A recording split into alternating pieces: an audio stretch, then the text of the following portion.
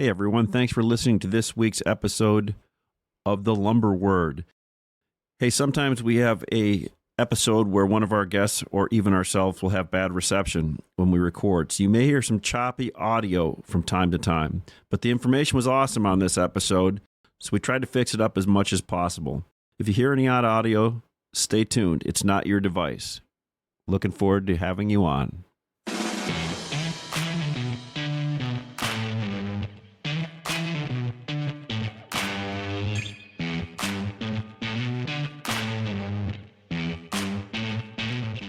Welcome to The Lumber Word, where industry veterans Matt Beamer, Greg Riley, and Ashley Buckold dissect the world of commodity lumber each week.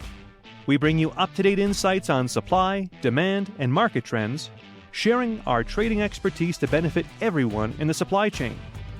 Join us for informative and entertaining discussions that guarantee to make you wiser about all things lumber. Hey everybody, welcome to The Lumber Word. This is our second show for 2024. Back by popular demand. Great show last week. And if you stick around to the end, we're going to tell you about things you should be buying and things you shouldn't be buying. So you know what they call that in the industry, Greg, Matt? That's the hook. So that means I got to listen to this gibberish for 30 minutes to get anything of value. Is that it? Yeah, you got to hang some rugs or something on the walls in there, Greg, in your temporary digs for right now. Yeah. I'll go right to work on that. So this week we're going to talk a little bit about the market, about some different items that we see trending, what we see happening. We've got a special guest today, Casey O'Neill from Industrial Forest Products out of the Carolinas. Casey and Greg and Casey and I have worked together before. Why don't you talk a little bit about what you do there and a little bit about your company and you? Absolutely. Actually, Ashley helped me get my first job out of college when I was 2 and turned 44 in March. So 22 years later, products, we have 2. What a wild trip it's been. It's been a good adventure for sure. Just been good life with friends and just been great times. So Industrial Forest Products, 2 manufacturing facilities out of the Carolinas, out of South Carolina, Bishopville and Pickens, where we focus on remanning southern yellow pine. A lot of it goes into stud trims for jobs. So very active in the pine market as buyers and sellers. I really dove into this pine market for the last year. Really was my first focus in just mainly pine. And it's been a really good spot. We're growing as a company, hired a couple of traders.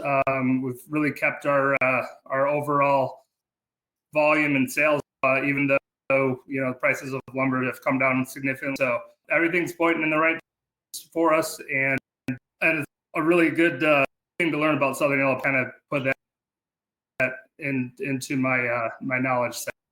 Yeah, we really like the IFP group, and Charles has been on the show before, and we've done some stuff together. Yeah, you've got a good group and a good company, and good ownership you're working for there, Casey. That's a shout out to Charles if he's listening to this. So he's give him some props there. Is Charles going to listen to this? He better. Charles will be listening to this.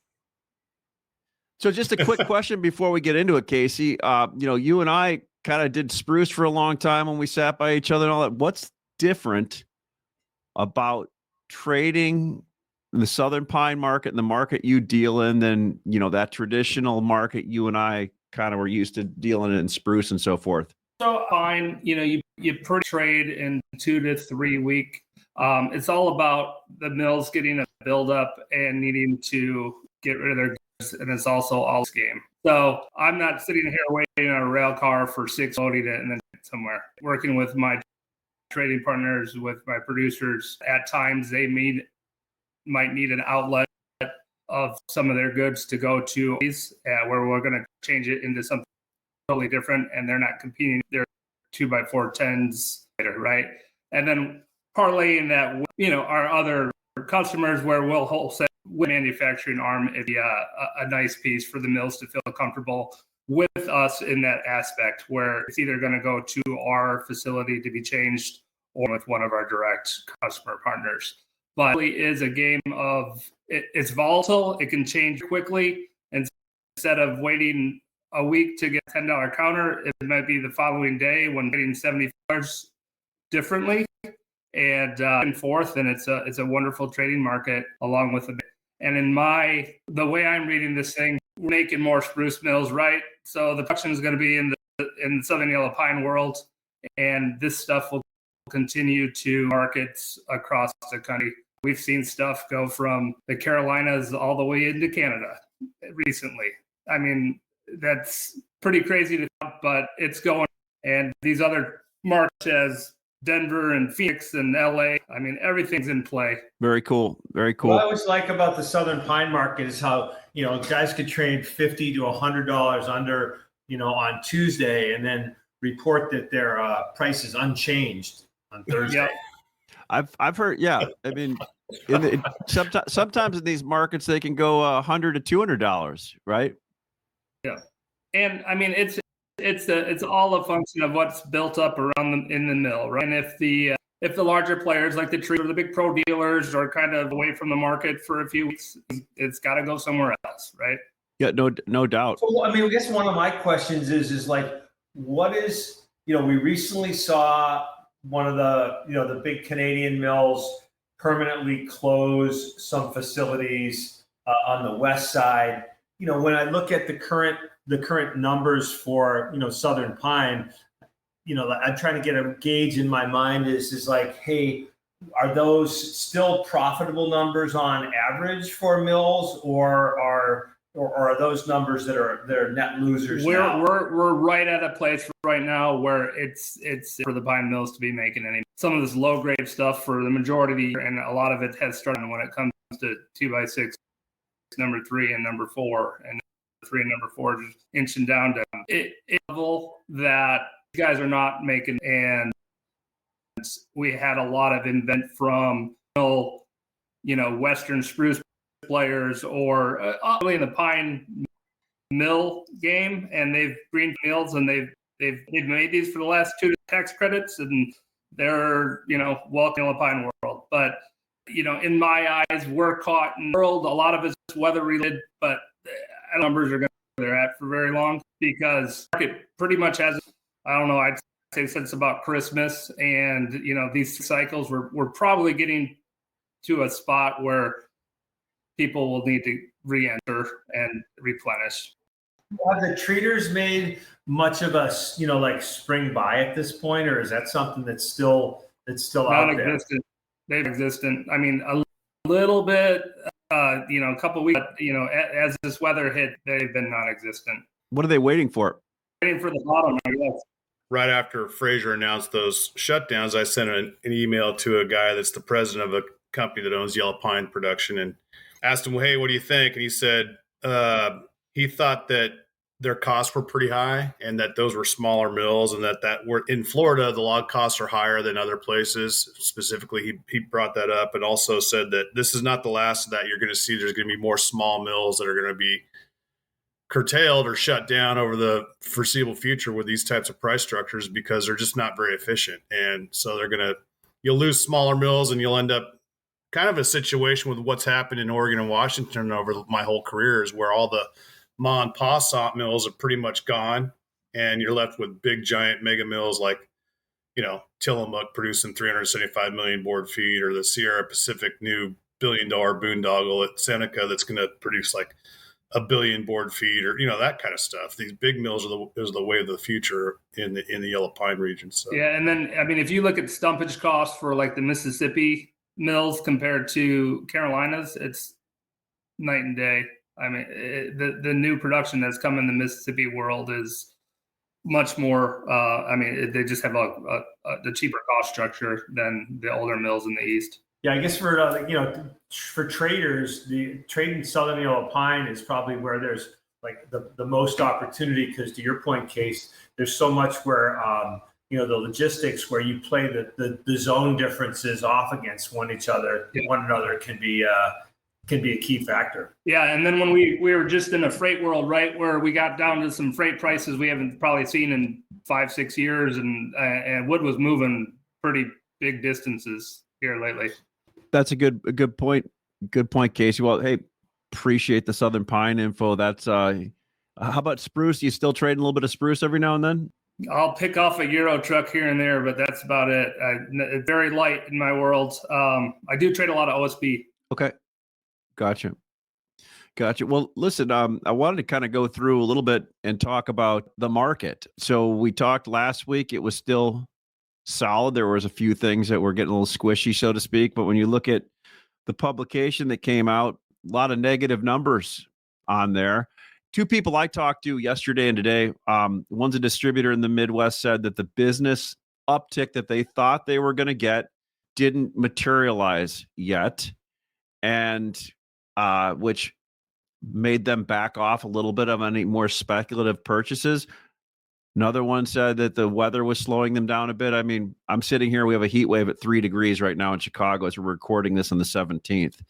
And then another guy down in Texas told me now he's starting to see the market open up wider between carload pricing and truckload pricing, where they were on top of each other for a while. Now you're getting a pretty big discount on certain items on carloads.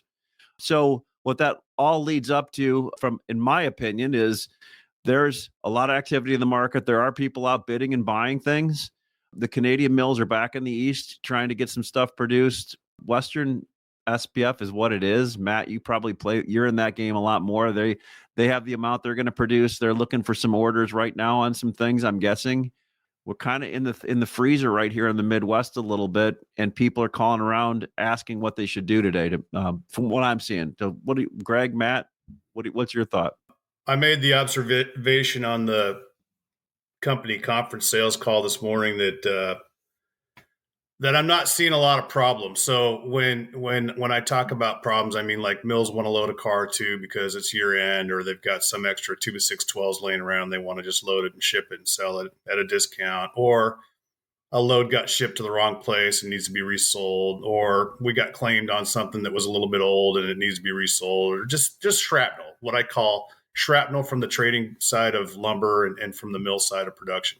And every time in the last 3-4 weeks that something like that pops up within the office at our mills and our distribution facilities, it gets resolved in like an hour or two.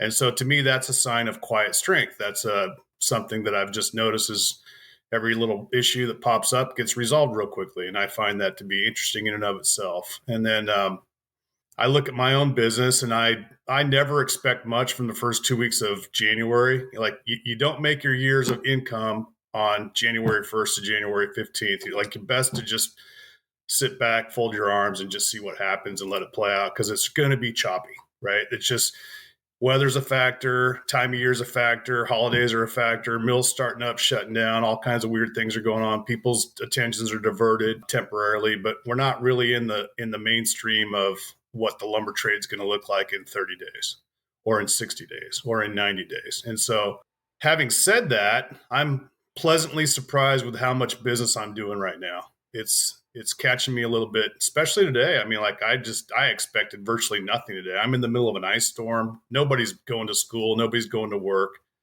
There's not a person moving around the state of Oregon right now that doesn't have like a tractor. There's half an inch of ice on top of everything. So I really didn't expect much, but I'm a lot busier than I expected, and I'm not having to take hardly any counters at all to move stuff that I want to sell, and it's $5 max. So I don't know what that means, but I'll take it. I mean, I certainly think that the trading this week is being dominated by weather, both on the production side, certainly on the transportation side. As I relayed to Ashley this morning, I had like multiple trucks showing up at places where there was nobody to unload it, and that's always a bit of a fire drill.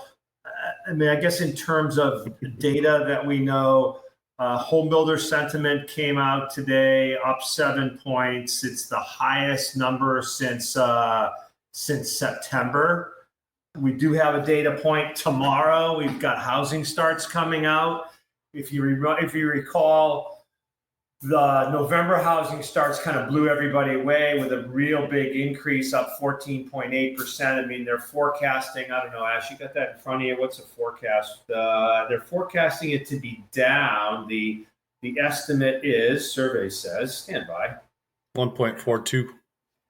1.42, which is going to be, depending on what they do with the 1.56 the prior month. I mean, I'm not going to be surprised if that's revised lower. We're going to end up with a year in 2023 that was certainly better than everybody's expectations. Just flipping onto the market. I mean, Matt, I'm glad that you're busy. I don't know if I've just been sidetracked today, but I'm, as they say, not so much. But there's still a lot of time left in the day. Ash, you want to move on and talk about some items that we like, dislike? You got other stuff you want to go? Just one thing I wanted to follow up on. That one thing that I've noticed.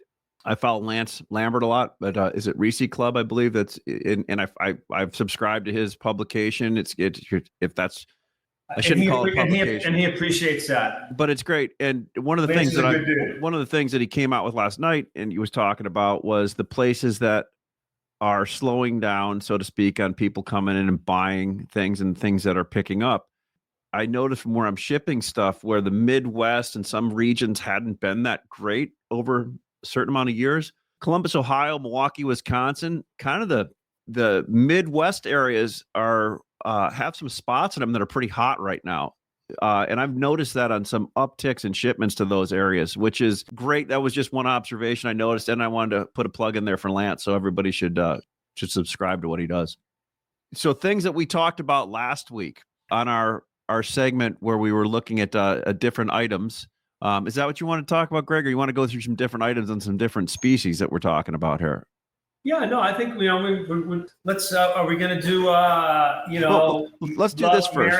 Marriott, hate it, date it. Yeah, we will. We're going to do Marriott, hate it, date it. Let's do this. I mean, I want to hear Casey's Marriott, dated, hate it, yellow pine numbers. We're gonna do that, but I want to go to the sim. So we have a lot of people that trade CME that listen to this. I want to kind of talk to you what you talked about today. Ooh. We expired this week.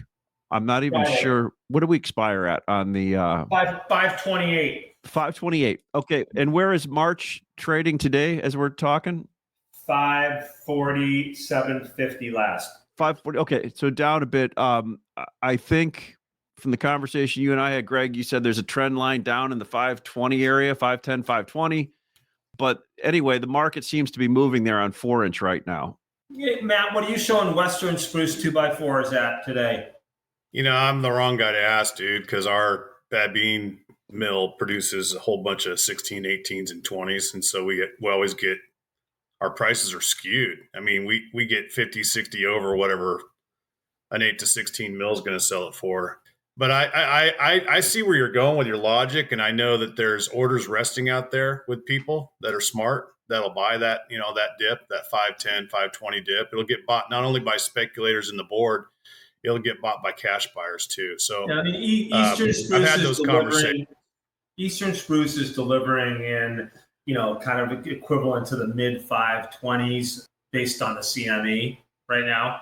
Western I haven't gotten any calls from like the big majors trying to move blocks of 2x4 2 and better recently. I did buy a little bit of some other things that they called about, but that wasn't the item that they wanted to focus on. So I don't know what that means, but so Greg, we were talking. There's could be a potential 510-ish area where we're. I think the board. I mean, grinding down somewhere in the the lower 500s area, puts you the low 400s Western Spruce. I mean, that's kind of the correction that wouldn't be out of the question. Are the 2x4 9-foot studs already kind of trading at that level? I've heard spruce studs and 9s. 2x4 9-foot is probably the weakest item in the market right now, Casey. It's interesting over the last several years where it would trade at like $50 to $100 over random 2x4. Today you're $50 under. And what's a 2x4 16 like Portwood spruce worth right now? 600 is the ask to 615. Yeah, there's guys that are asking like higher than 600, but I think 600 is probably the trading market. So, I think you could sell all you wanted if you wanted to drop down and like $10 or $20 from there. I just tried to a few minutes ago, but the guy said he needs it next week. Yeah.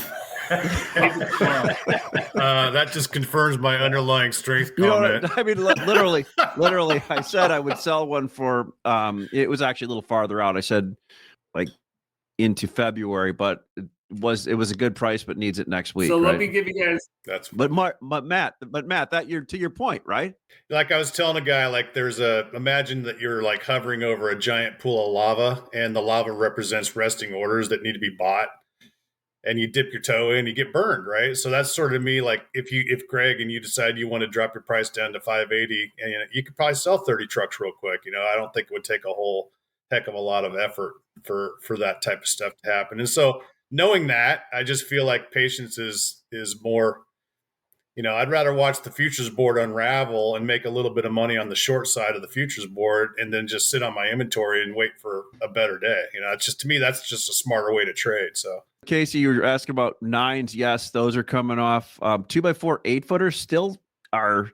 They're definitely moving down, but not relative to nines, I don't think. And 10-footers seem to be pretty strong. 10-foot trims right now, strong relative. I mean, if you look at 10-footers, 6, 8, 10 weeks ago, they were kind of redheaded stepchildren, and yes. now they're much tighter. Yeah. Yep. No doubt about that. Matt, I'm curious, Casey, I have a question about yellow pine production. You guys run remanufacturing facilities, and you're producing studs. Correct. Is it mostly 2x4, or is it mostly 2x6, or just kind of an even split? I don't know anything about the yellow pine stud biz. It kind of goes in cycles.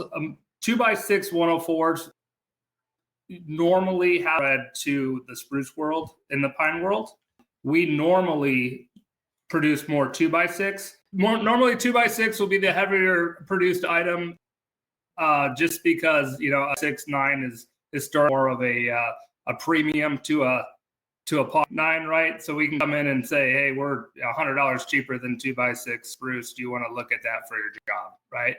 But last probably 4 months, we've seen a tremendous 2x4 production to these jobs. I don't know why that is, but it's been hard to keep up with, to be honest. Well, it tells you the builders are starting to switch, right? Yeah. I'll tell you a little tidbit about pine right now, too. With 2x4 16 spruce, what you talked about, and not only that, in lieu of number 3 okay at your big dealer right now. Hey, Case, could you repeat like the last minute of that? So you cut out.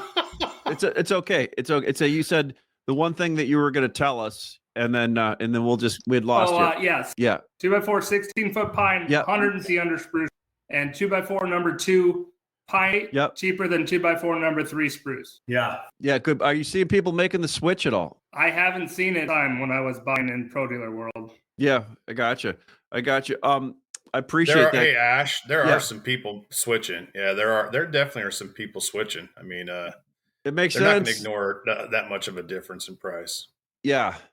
Yeah, no doubt. Hey, Matt, U.S. species. We talked a little bit about that. What are you seeing from your mills? What's going on in the U.S.? Is a lot of stuff still rolling into California? And are you noticing anything, any trends, anything? So they're going, like you said last week, the U.S. species is going to where it's supposed to be going to right now.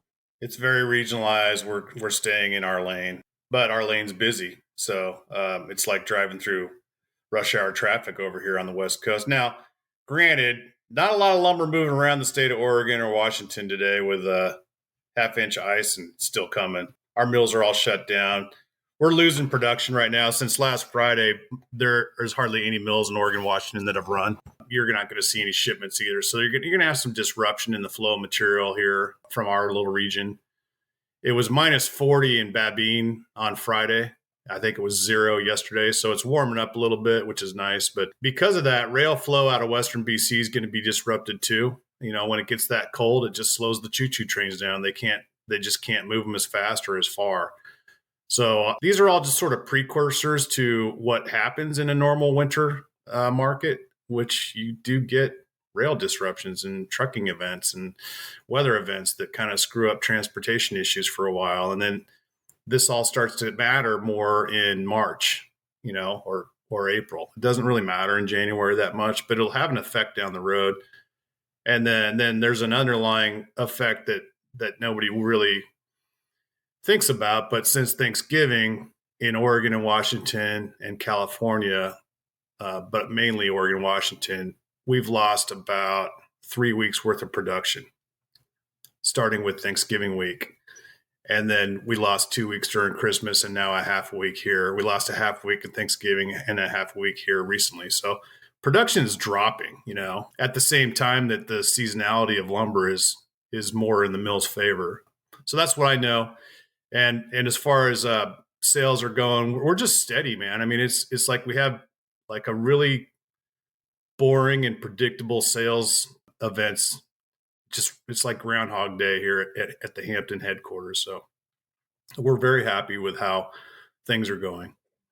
Now, if we could get prices up and make more money, we'd be even happier. But we're not losing money anymore. We're not making very much money at all. But, we're not getting our teeth kicked in like we were in October. Gotcha. Appreciate it. Let's move on to the segment that we all love, the Married, Date, and Breakup segment. Last week, we threw out some different things. I don't know how much I'm going to change my opinion of what I want to, who I want on my dance card. But I know I still want to marry 2x10 Southern Yellow Pine. I prefer a little classier one. I prefer number 1 instead of number 2. It looks a little bit nicer, has a little bit more utility. I still want to date 2x4 16s just because they're so volatile and crazy. I like that. And I want to get rid of MSR. I don't even want to look at it. I want to take it off people's lists when they send it to me until it's the same price of regular 2 and better in this kind of market. Those are my 3. How about any of you guys? I mean, I'm going to say, we talked about it, 2x4 9-foot is incredibly undervalued right now and is obviously an item that can be really volatile. So I'm certainly dating that. Going to see if I'm going to be in how long-term relationship that's going to be. The other thing that's really undervalued and under the shameless self-promotion segment is Euro 2x6 92 5/8 and 104 5/8. Incredibly cheap down in the Southeast. And honestly, I've got a bunch of them. So I'm certainly out playing the field with them. Dumping, Ash, I'm with you. Yeah. MSR overvalued. Yeah, exactly. Matt? I'm a fan of all economy grade lumber and weird stuff like kiln wets and just really like your bottom of the barrel mill output stuff, 1x4 mill run rough, things like that. Just shrapnel that comes out of sawmills. It's too cheap. The industrial market's never. You're saying you're a bottom feeder? Is that what you're saying? Yeah, if you are in the pallet business or in the crate business or in the if you're buying that number 4 type product from any mill in North America, you just had the greatest year of your life in terms of your buying power, and I think that you're going to see a slight upkick in maybe 15% better market conditions in that product line this year. And so it's going to become maybe a little harder to buy and name your price as we go throughout the year. I think mills will find new ways to get rid of that stuff and that the market will just get better because it can't get any worse. We've talked about this before. There was a terrible year for industrials. And then, I like there's another gal that I kind of want to date, and that would be premium lumber of any sort. Because, this is sort of the end of the winter doldrums for the Home Depot Lowe's types over the shoulder trade. They're going to start really beefing up their inventory buying sometime in February and March. And then that won't really slow down until the summer. And so all this extra premium that's available, like along with the lines where you're talking about MSR, it's a little overvalued. But if you can find premium lumber that's a discount, this is a good time of year to be dating it, because it won't last. It'll just disappear. You'll call in March for some premium 2x4 16s, and they'll just go, don't have them. Sorry, they're all sold. And then things I don't like would be I guess I would say MSR. It's just I don't really trade a lot of it, but I'm going to just agree with you guys on that one because I haven't put a lot of thought into this, but. Yeah, there you go. I've given you. You actually brought it up last week, Matt, how it was keeping a premium into this time frame. So, yeah, I just think it's odd. How many times have you bought MSR in January and February, or bought 2 and better and received MSR? Yeah. Good point. Yeah, I am seeing it show up more on lists now, though. if that makes sense. How about you, Casey? Do you know the ground rules here to this one? I think I can. I think I can kind of go from your guys' examples a little bit here. I think I'm a kind of a serial dater of some pine items, and that would be like the 2x4 number 2, plate, and 16s especially, 2x4 9s, 2x6 plate, and 2x6 9s. I just think we're at a point right now where we're so undervalued compared to spruce. And as this weather gets out of the way, some of the best buys are going to be from now till, from here till Valentine's Day, right? Like something will change by that time. And these numbers are just really appetizing to me to cover jobs and get back going. Other species wise, I wouldn't touch number 3 spruce right now because of what I just said, right? That could probably drop $50 to $75 to get more in line with some of this other species stuff. Trying to think if there's anything I really. I mean, for your What's that? For your first time playing the game, you're onto it pretty well. Yeah. But yeah, so I'd say that, and then some of those. Casey was really well trained. Yeah, Casey was really well trained. But to Matt's point, some of these low grade items, if the pallet market starts to uptick and industrials get a little better and people are warehousing more goods next year, I mean, some of those things reverted back so far. I mean, you can buy low grade decking right now for $230. That's crazy. What about premium decking? Just out of curiosity. I don't trade a lot of premium. It's probably around five and a half, maybe $550, something like that. Wow. That's not bad. Interesting. Well, listen, we're past our half an hour. So Casey, thanks for coming on.